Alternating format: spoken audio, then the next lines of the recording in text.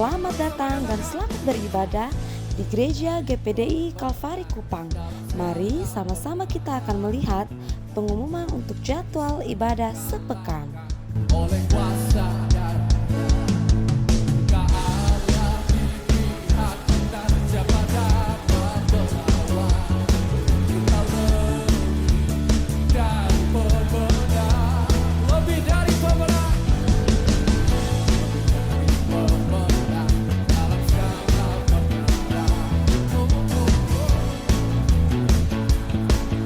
Oleh kuasa darah ke Allah dilihat dan siapa dapat melawan. Lebih dari pemenang. Haleluya.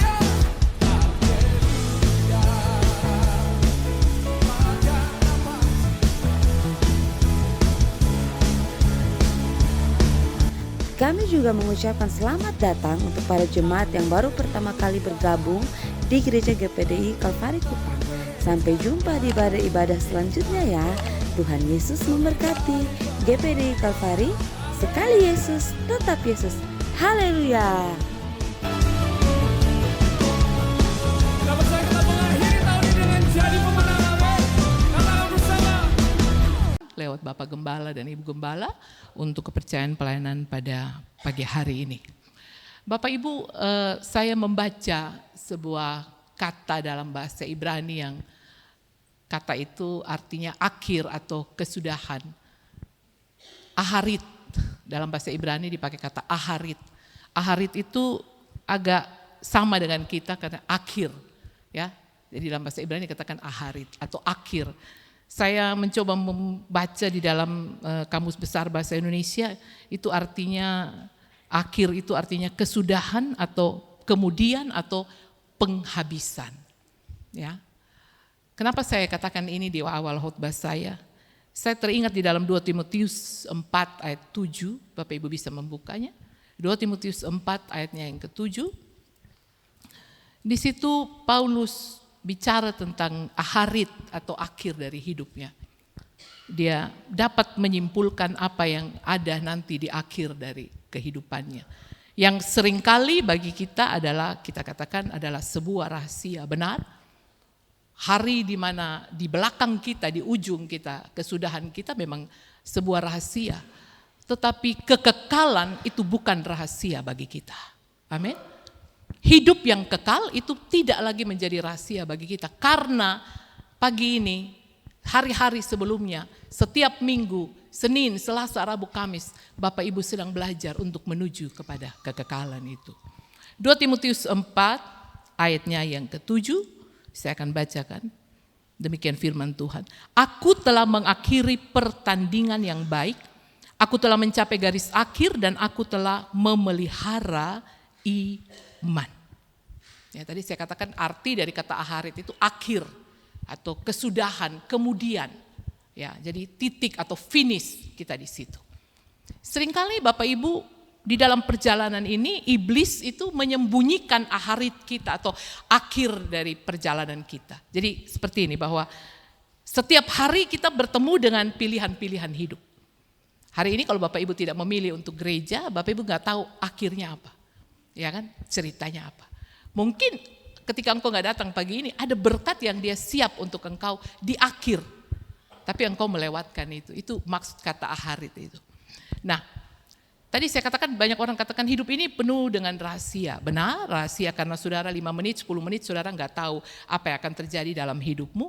Tetapi apa yang Paulus katakan, dia katakan aku telah mengakhiri pertandingan yang baik, mencapai garis akhir dan memelihara iman. Ini adalah sebuah kesimpulan dari sebuah pembelajaran yang panjang dalam kehidupannya. Sehingga Paulus dapat menyimpulkan bahwa perjalanan imannya itu adalah sebuah pertandingan yang baik. Dia sudah ada di garis akhir dan dia sudah memelihara imannya. Lalu apakah kita tidak bisa seperti Paulus? Bisa. Hari ini pun saudara mulai bisa menyimpulkan kehidupanmu. Amin Bapak Ibu. Apakah engkau sedang ada dalam pertandingan yang baik atau tidak? Kan? Apakah engkau sudah mulai menuju garis akhir atau belum? Tetapi setiap kita akan menuju garis akhir itu. Mari kita perhatikan firman Tuhan. Saya mencoba melihat arti kata pertandingan, Bapak Ibu. Paulus katakan, aku telah mengakhiri pertandingan yang baik. Dan saya memperhatikan ada dua poin tentang pertandingan. Memulai dan mengakhiri pertandingan yang baik. Yang pertama, Bapak Ibu, di Yunani itu dulu ada sebuah kontes, sebuah tanding uji gitu, pertandingan. Tetapi bukan hanya dinilai kekuatan, maksudnya adu-aduan kekuatan fisik, bukan. Tetapi juga di dalam pertandingan itu, dalam kontes itu juga dinilai keindahan dari gerakan-gerakan. Kalau kita di Indonesia mungkin pencak silat, begitu ya Om Hit, gitu. Kayaknya pencak silat. Jadi gerakan tapi ada keindahannya gitu. Jadi si juri itu tidak hanya menilai pukulan, berapa banyak pukulan yang diterima oleh lawan, tetapi juga keindahan dari setiap gerakan-gerakan tangan, kaki dan badan kita. Nah, saya melihat yang pertama tentang pertandingan ini adalah yang dituntut bukan hanya kekuatan saja, adu fisik, kekuatan untuk bertahan, untuk melawan musuh, tetapi ada sebuah keindahan di dalam sebuah pertandingan yang orang ketika melihat kita ada di arena pertandingan, mereka enggak hanya melihat kita kuat, kita bertahan, tetapi kita indah. Amin. Kalau kita ingat kisah dari bejana, tanah liat dikatakan si penjunan itu ketika bejana itu enggak sesuai maunya, dia hancurkan, dia bentuk lagi supaya bejana itu menjadi indah. Jadi perjalanan iman kita bukan hanya pukul sana, pukul sini, bergerak maju, yang penting pelayanan, yang penting pelayanan, yang penting setia, enggak. Tapi ada unsur keindahan di dalamnya Bapak Ibu. Nah, untuk memiliki unsur keindahan dibutuhkan saudara sebuah sebuah kehidupan yang dapat menahan diri kita. Gitu ya. Jadi kalau dalam sebuah pertandingan itu ada tahap-tahap di mana kita harus menahan pukulan-pukulan itu, jangan dibuang sembarangan, melihat titik yang tepat agar pukulan itu bisa masuk dan kita punya poin. Kira-kira begitu. Kira-kira begitu ya Kak Hit. Karena saya tidak pernah beradu begitu, jadi saya kurang mengerti begitu. Tapi saya mencoba memaksa diri saya untuk membaca itu dengan filosofi itu dengan baik. Dan saya bagikan kepada Bapak Ibu pagi hari ini. Ya. Jadi bukan hanya dilihat kekuatan fisik.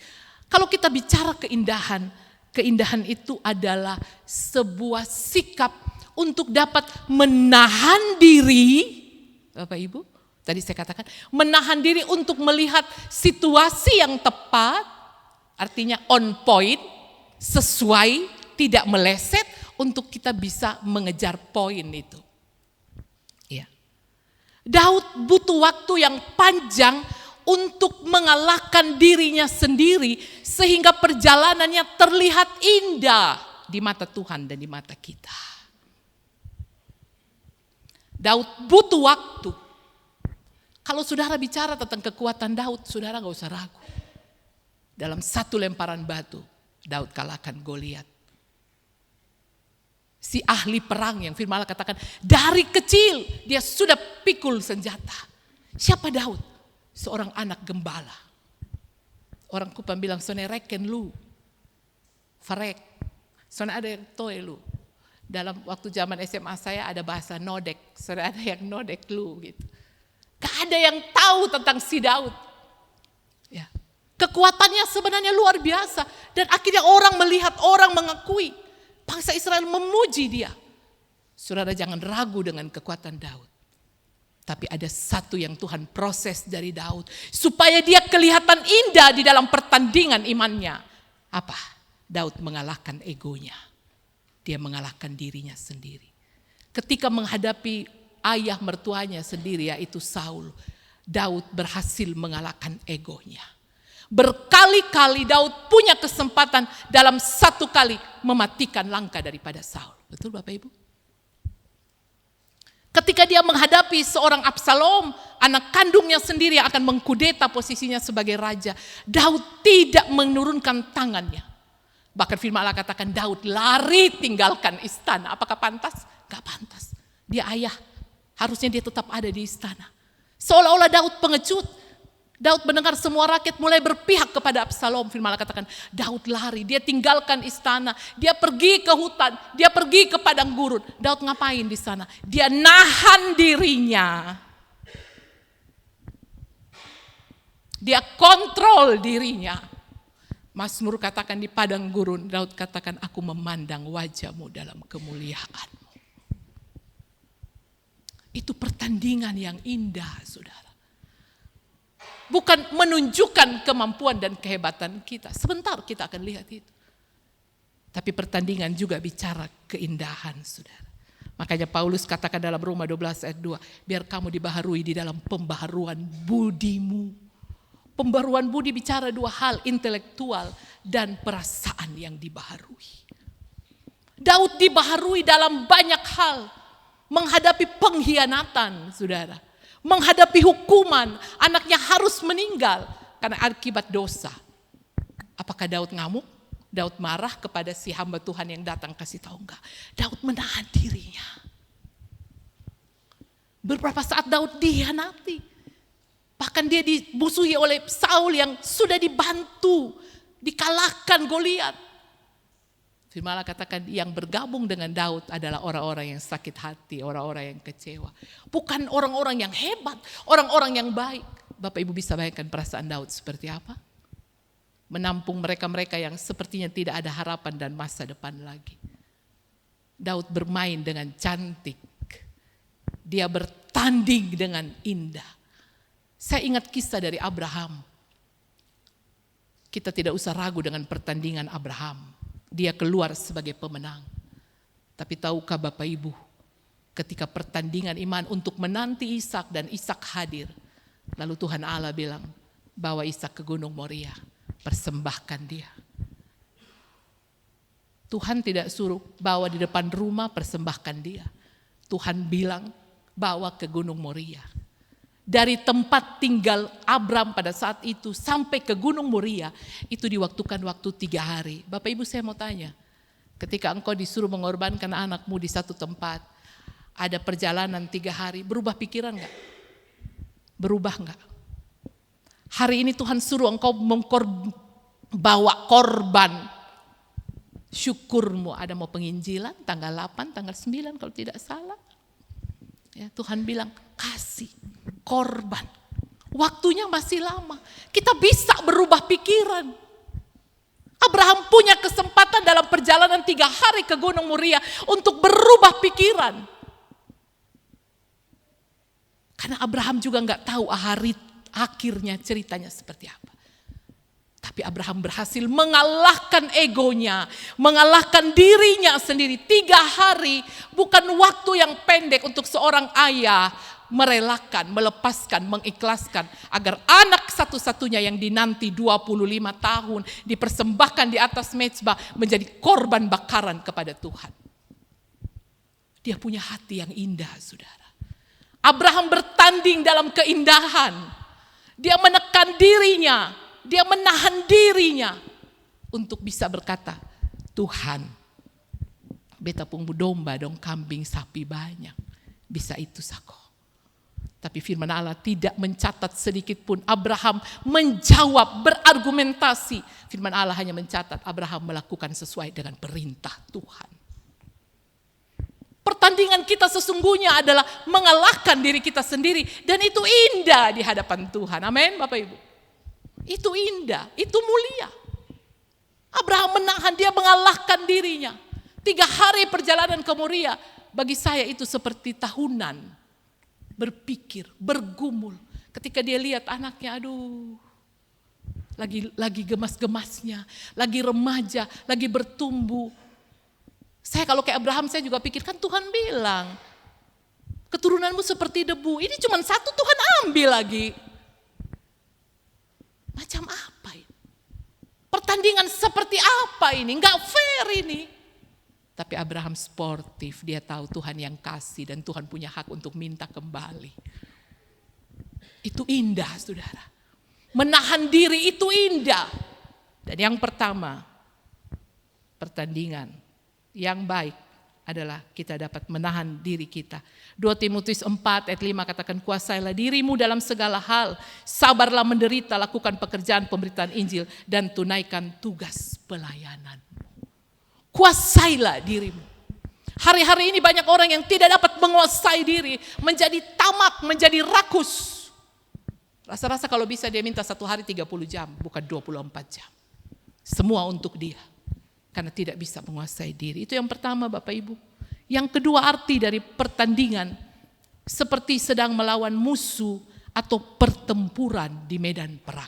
Itu arti yang kedua. Tadi kita melihat arti dalam hal batin kita. Bagaimana kita menahan diri untuk menunggu waktu yang tepat untuk mengambil sebuah tindakan. Yang kedua, pertandingan di sini seperti sedang melawan musuh, bertempur, dibutuhkan kesiapan secara fisik, mental, harus memiliki energi dan kapasitas yang baik. Karena kita tidak tahu musuh kita seperti apa di depan kita. Hidup yang dipersiapkan dengan baik dan matang. Perjanjian Lama menceritakan tentang peperangan demi peperangan yang dilewati oleh bangsa Israel. Melawan bangsa-bangsa kafir sebelum mereka masuk ke tanah Kanaan, Bapak Ibu. Saya rasa Bapak Ibu masih ingat dengan baik cerita ini. Bukan karena Tuhan kita itu hobi perang. Gitu ya. Bukan karena dia suka membunuh. Manusia kan diciptakan oleh Tuhan. Bukan itu jadi hobinya Tuhan kita. Bukan, saudara. Bukan. Tetapi itu cara Tuhan untuk melatih mental kehidupan daripada Israel yang 400 tahun ada di tanah Mesir. Yang manja, yang cengeng. Berpuluh-puluh tahun kita jadi anak Tuhan. Kalau hari ini saya bertanya, mungkin ada yang bilang 30, 40 sesuai dengan usia saudara. Tapi kadang-kadang kita masih cengeng saudara. Kita masih suka lihat Mesir. Kita masih suka lihat yang lama, yang dulu. Ada orang yang suka bilang, beta ini orang berdosa. Penuh cacat dan celah. Kita semua orang berdosa. Tetapi hari ini, di tempat ini, saudara bukan orang berdosa lagi. Amin. Atau masih ada yang orang berdosa? Dia beri hidupnya bagi saudara dan saya. Sebuah upaya yang lebih dari kata maksimal diberikan Yesus bagi kita. Lalu kita masih bangga dengan perkataan, saya orang berdosa, saya penuh noda dan celah. Berarti kita gak mau berubah. Tuhan perlu bawa mereka untuk berperang, untuk melatih mental mereka supaya kuat, tidak cengeng. Gak ada makan teriak, gak ada minum teriak, dikasih mana bosan, dikasih burung puyuh bosan saudara. Ini yang Tuhan latih mereka, dilatih untuk bisa berperang, masuk dalam peperangan yang sesungguhnya. Mazmur katakan Tuhan melatih kita berperang untuk membentuk tangan-tangan dan kaki kita menjadi kuat Bapak Ibu. Kalau engkau seringkali berkata, aduh ini tantangan, ini peperangan sampai habis-habis, memang gak akan pernah habis. Karena itu yang akan membawa saudara kepada akhiratmu, akhirmu. Maka engkau harus terus bertanding sampai engkau menjadi kuat, engkau menjadi handal, engkau menjadi terampil saudara. Jadi harusnya kita gak usah ngomong, sampai habis-habis. Baru satu, sudah satu. Baru satu, sudah satu. Kalau kita lihat cerita daripada para rasul, setiap hari mereka mengalami penganiayaan. Setiap hari. Bukan 1 bulan 1 kali. 1 minggu 1 kali. Setiap hari mereka alami penganiayaan. Setiap mau beritakan firman, dianiaya dulu, babak belur dulu, biru belau, baru aja katakan firman. Siksa gak tuh saudara? Siksa. Tapi Paulus katakan, dia masuk dalam pertandingan dan dia selesaikan itu. Hari ini kalau kita sedang bertanding, kita sedang menghadapi musuh-musuh kita sedang berperang, ketahuilah saudara, dia sedang menjadikan engkau kuat. Karena engkau tidak tahu akhiratmu, di belakangmu apa yang akan menantimu. Hari ini dia latih engkau karena ada perang yang lebih besar di depanmu. Amin. Tantangan yang engkau anggap bertubi-tubi hari ini adalah sebuah persiapan. Karena di hari-hari terakhir ini akan lebih dahsyat dan besar apa yang engkau alami. Engkau tidak mungkin dapat kuat menghadapi akhirat, akhirmu, kesudahanmu. Kalau hari ini engkau tidak memilih untuk melakukan peperanganmu bersama Tuhan. Saya ingat Hawa.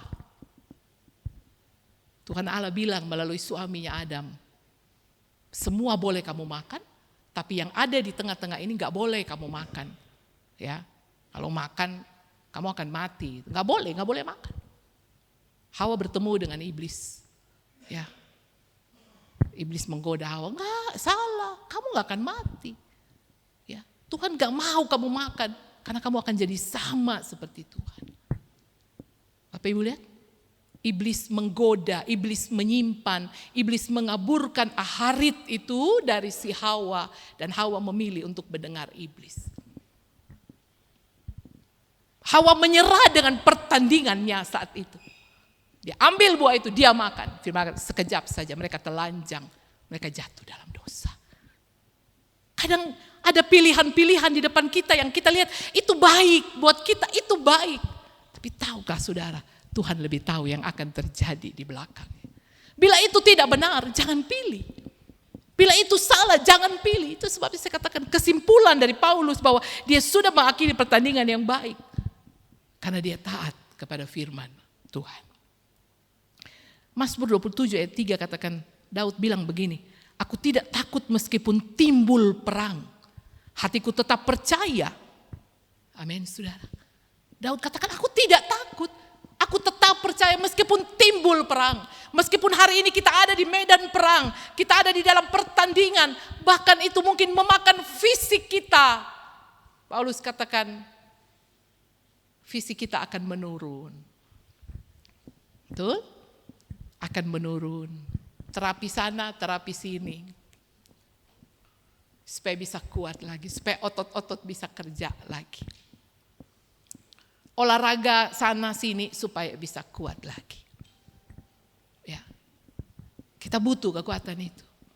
Tetapi kita pasti akan menurun secara fisik, Bapak Ibu. Kita akan menurun. Tetapi penurunan secara fisik tidak menghentikan peperangan kita. Meskipun engkau sakit sekalipun pertandingan itu tetap kita lakukan. Berapa banyak yang sakit pagi ini? Berapa banyak Bapak Ibu? Ada yang sakit? Tapi engkau datang, engkau cari Tuhan, engkau menyembah Tuhan, engkau dengar firman Tuhan. Karena engkau mau mencapai akhir yang baik. Yang kedua Bapak Ibu, Paulus katakan, aku telah mengakhiri pertandingan yang baik, aku telah mencapai garis akhir. Gak apa-apa ya, saya izin ya. Saya ambil satu bahasa dalam bahasa Yunani, bukan sok pintar bahasa Yunani, enggak. Tapi ini kalimatnya bagus sekali dan saya mau bagi kepada saudara. Dalam bahasa Yunani itu dipakai kata teleo. Teleo itu artinya mengakhiri atau menuntaskan. Menyelesaikan. Jadi bukan hanya sekedar karena timing, karena waktu sudah habis, ya habis. Saya ingat waktu kita ujian dulu, zaman dulu ujian, zaman saya itu masih Eptanas. Ya. Begitu jamnya 60 menit harus dikumpulkan. Selesai, tidak selesai dikumpul. Saya ingat ya kadang-kadang saya tidak banyak nomor yang tidak selesai juga sih. Tidak semua bisa diisi karena bekerja dengan waktu, apalagi matematika atau mati-matian itu. Waduh, luar biasa itu. Ya, sana sini kadang hitung kancing juga, A, B, ko, C, ko, D, ko, hitung jari ya, mulai nebak-nebak. Ya, siapa tahu betul, siapa tahu beruntung gitu kan. Ya, selesai enggak selesai, kumpul. Bukan itu yang dimaksud dengan teleo. Teleo adalah menyelesaikan apa yang diberikan sampai kepada batas waktu yang diberikan kepada saudara. Semua itu sudah rampung. Saya agak bingung dengan penilaian anak-anak sekarang sekolah itu tuntas dan tidak tuntas. Zaman dulu kita enggak begitu. Gitu. Jadi ada angka-angka di mana itu dinyatakan tuntas gitu. Kadang-kadang kalau baca raport mereka juga bingung sedikit.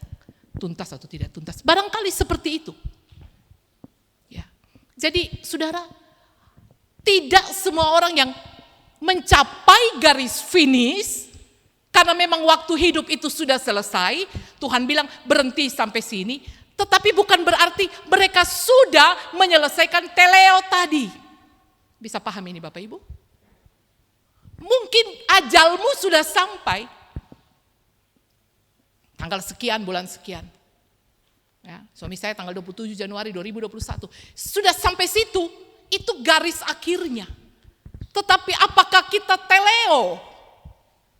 Bapak Ibu, apakah ketika kita mencapai garis akhir kita, finish secara napas hidup dicabut kembali oleh Tuhan, apakah pekerjaan kita itu sudah diselesaikan?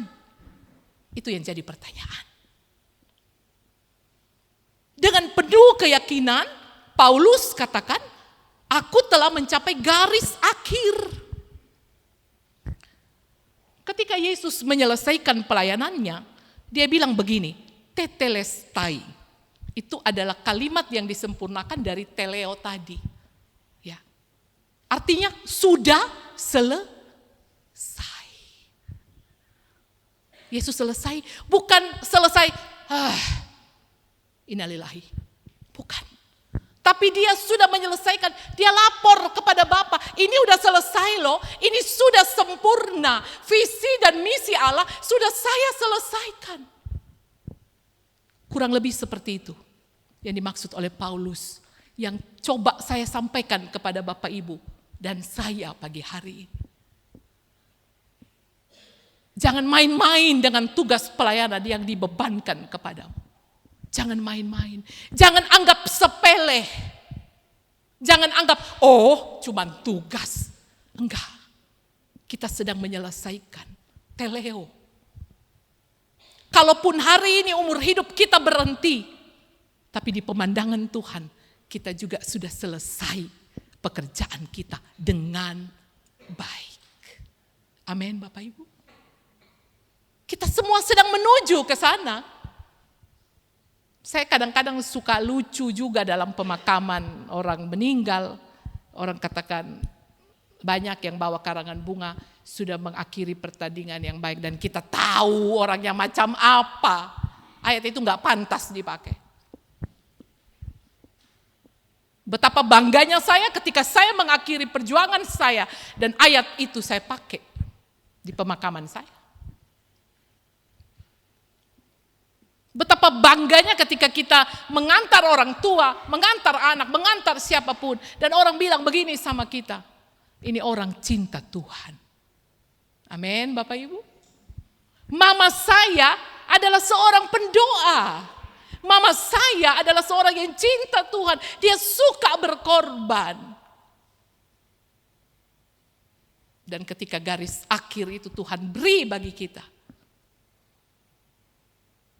Paulus katakan, aku sudah mengakhirinya dengan baik.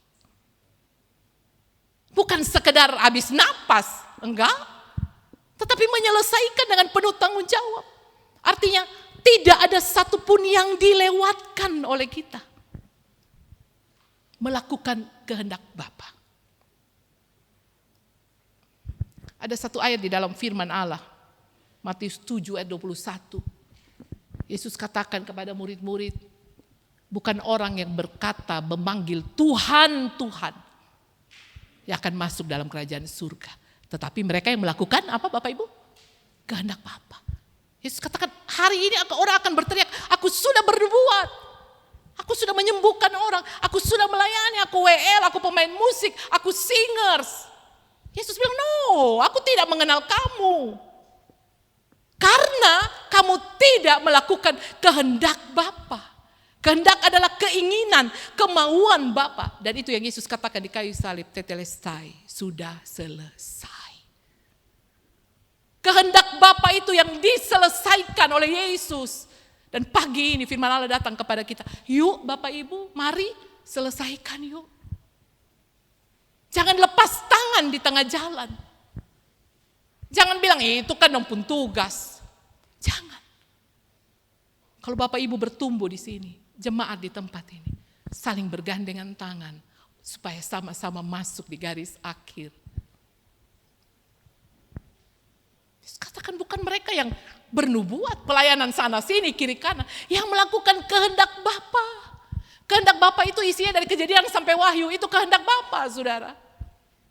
Alkitab secara lengkap memberikan kepada saudara dan saya apa kehendak Bapa. Bukan prestasi dalam pelayananmu. Saya suka sekali dengan Yesus pribadi yang membanggakan.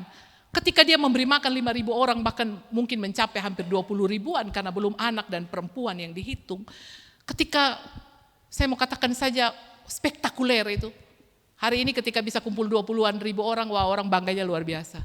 Yesus waktu itu mungkin bisa 20 ribuan juga. Setelah dia kasih makan, Yesus bicara firman Tuhan dan dia bilang dia adalah roti hidup. Saudara tahu cerita ini. Kemudian orang banyak meninggalkan Yesus. Yesus sedang tidak cari branding, popularitas. Tidak, dia sedang mengejar kehendak Bapa. Gereja ini tidak sedang menjaga branding. Amin, jemaat. Gereja ini sedang melakukan kehendak Bapa. Saya bangga dengan gembala saudara. Yang tidak berambisi untuk mengejar jumlah di tempat ini. Saudara, saya mau bilang, pertumbuhan itu berlahan tapi pasti. Bukan yang tiba-tiba bom, tiba-tiba meledak. Dan saudara tahu? Murid-murid mulai tertarik dengan banyak orang. Mereka mulai menyusun manajemen. Saya curi waktu sedikit Bapak Gembala. Biasanya saya khotbah pendek, tapi ini saya agak panjang. Sehingga apa-apa ya Bapak Ibu ya. Sekali-sekali, nggak sering. Murid-murid mulai ngatur manajemen. Mereka bilang sama Yesus, Yesus perkataanmu tadi itu keras. Lain kali tunnya kasih pelan sedikit. Ini dong supigi ini. Siapa yang mau hela sandong lai? Siapa yang mau panggil? Hari ini cari jemaat susah loh. Yesus bilang apa? Bosong mau pergi juga? Pergi. Ikut. Kenapa? Kebenaran adalah dasar berdirinya sebuah gereja. Gereja bukan market, gereja bukan pasar. Bukan. Branding kita bukan banyak orang, Kalvari. No, branding kita adalah Yesus Gembala Agung di tempat ini. Yesus gak tertarik dengan manajemen yang besar. Petrus mulai mengatur. Yohanes mulai mengatur. Thomas mulai mengatur. Lain kali ketong lebih ramah lai. Ya, kalau perlu terima tamu tuh pakai tunduk sedikit. Gak apa-apa sih. Tapi itu agak lebay. Yesus gak cari itu. Yang dia kejar kehendak Bapa. Supaya ketika di akhir perjalanannya dia bisa katakan sudah selesai. Saudara, kita cepat saja yang ketiga. Paulus katakan memelihara iman. Memelihara iman dalam bahasa Yunani itu dikatakan hati-hati, mengurus dan menjaga. Seperti seorang perawat menjaga orang yang ada di ICU 24 jam, ada mesin, akan diperhatikan organ-organ tubuhnya semua, jantungnya, parunya, saturasinya, apalagi saya kurang ngerti. Itu diperhatikan per menit. Ada sinyal yang bunyi di sana ketika ada bahaya, dip, dip, dip, dip, dip, dip, dip. Perawat datang lari. Saya mau bilang sama saudara pagi ini, engkau merawat imanmu seperti engkau sedang ada di ICU. Bukan main-main. Gawat darurat, saudara. Hari-hari ini hari terakhir yang sulit. Sangat sukar Bapak Ibu, sangat sukar. Tetapi Paulus katakan aku berhasil memelihara imanku. Dia menjaga. Seperti seorang perawat menjaga seorang pasien 24 jam yang tidak boleh kehilangan, dilewatkan sedikit pun. Setiap detik itu menentukan hidup mati pasiennya. Seperti itu kita menjaga iman kita. Tidak boleh down. Iman bagi Paulus adalah sesuatu yang luar biasa, yang nilainya, yang kualitasnya harus dijaga. Kadang-kadang kita menjaga usaha kita lebih dari kita menjaga iman kita. Enggak ada di sini, di sana. Jemaat Kalvari enggak. Semua sedang menjaga iman. Amin. Menjaga iman. Merawat, Paulus katakan, aku sudah menyelesaikannya dan aku merawat imanku. Aku memelihara iman. Saudara, kadang-kadang kita punya gebrakan-gebrakan baru, ekspansi usaha kiri dan kanan. Kita sangat perhatikan 24 jam kita pantau. Pagi ini saya mau tanya, apakah 24 jam engkau pantau imanmu?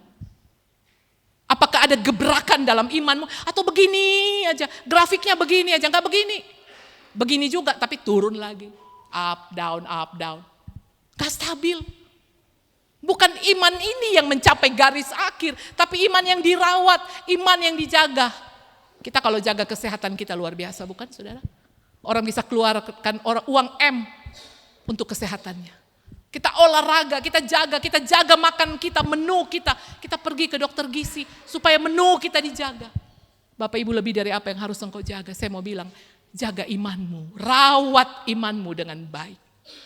Rawat imanmu dengan baik. Seringkali kita buat gebrakan baru dalam pekerjaan kita. Ekspansi, gak cukup satu, buka satu, buka satu, buka satu. Kita lupa iman kita merana. Karena yang kita urus, Paulus katakan, yang kelihatan mata.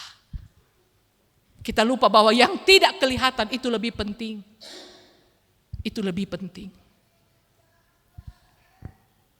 Karena kita sedang melakukan kehendak Bapa di sorga. Mari Bapak Ibu pagi ini, saya akan selesaikan firman Tuhan saya di sini. Kejarlah apa yang harus saudara kejar.